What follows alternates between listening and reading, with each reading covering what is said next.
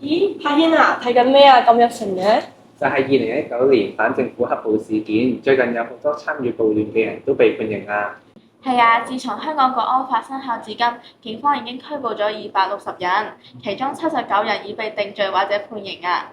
我印象最深刻嘅就係周庭案，佢煽動示威者包圍警察總部，佢仲利用社交媒體要求外國人制裁香港，都唔知佢想點，要外國人制裁自己人。就係咯，好彩有香港國安法，佢被監禁咗10個月，真係罪有應得啊！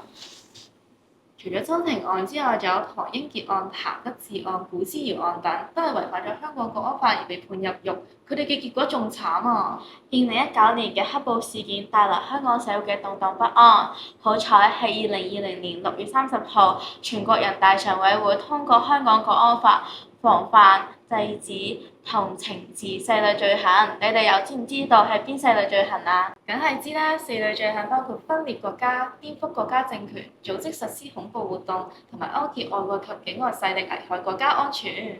有咗香港國安法，香港先可以進入由亂到治、由治及興，穩步向前發展。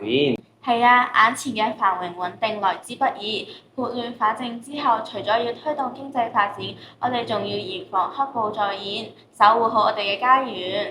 有咗憲法、基本法同香港國安法，香港憲制秩序更牢固，治理體系更趨完善，再加上一國兩制，背靠祖國，聯通世界嘅優勢，香港一定可以創造更廣闊嘅發展空間。